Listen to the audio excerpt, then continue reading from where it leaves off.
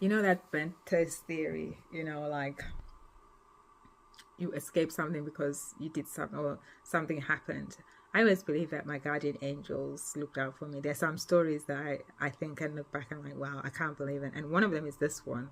So I moved to a different country at 17, only for a short while. Well, yeah, because this lady that I trusted and my mom trusted, because she told my mom that I'll be fine and she'll take care of me, but she was just horrible and wicked and treated me really nasty.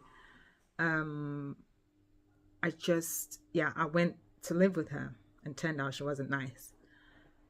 But I went home for a bit because my mom paid for me to go come and see her. But I never told my mom the true story until later about how I was being treated. And when I got back from my holiday, from being, at home with my mom, I got my bag. I had a little bag that I traveled with. I just threw it on the bed. And that day I had a shift. I used to be a waitress part time. I had a shift to go to work. I didn't want to go to work that day, but I went to work because I wanted to avoid this woman.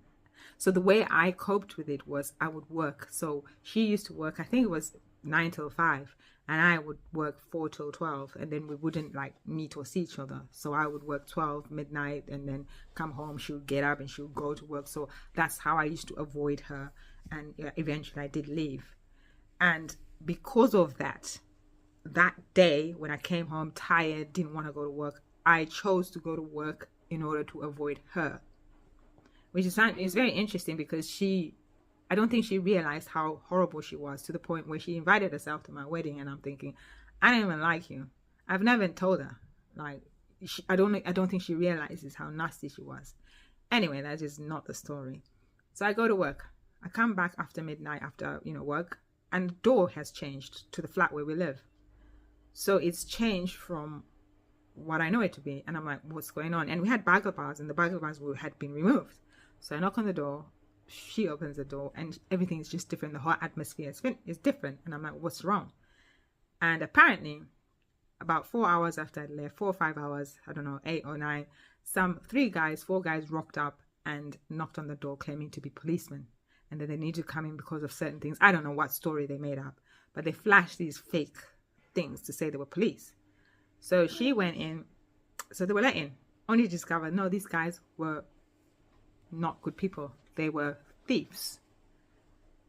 So these guys were thieves, and they got. So my friend, her brother and wife got assaulted. They were hit. Their hands were tied behind their backs using like coat hanger wires from the coat hangers, and their legs. And her brother, I don't know, got assaulted. I don't know how the whole dynamic. Obviously, were recalling the story to me, and yeah, they wiped everything, TVs. There was like a Techniques record and all that. They were really cool, expensive things at the time.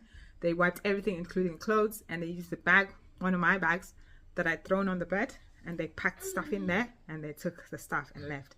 They cut the phone wire, because back then we had the phones, residential phones. They cut the phone wire so they can call the police, and they took all the keys. So for the front door, but it was a flat, so there was only one door, exit door. And so they took the keys and locked them in so they couldn't get out to shout and ask for help. So that gave them time to run away. And they were really shaken, really shaken. And so they had to remove the door, unscrew that door, and took a door from the room. And that's why the door was different when I had arrived. And that was what had happened.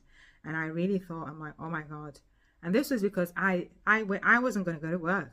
But because of the way I felt towards her, and I wanted to avoid her, I just chose to go to work. And I look back now and I think, sometimes the decisions we make and the things we do, we don't even realize why we're doing it until something happens and you think, oh my God, I did it. And, you might go to that job you don't know, like, to avoid something that would or could have happened. I had no idea that happened, but that saved me. I could have ignored it. I could have ignored it and say, I'm going to ignore her today. I'm just going to stay home and not go to work. But I think because of the way I felt towards her, I was just driven to go to work, even though work wasn't the best thing that I wanted. But I would have rather gone to work. And that saved me from the trauma Cairo from the trauma that happened. And now I'm going to have to go because my son is making noise. Anyway, bye for now. That is my story.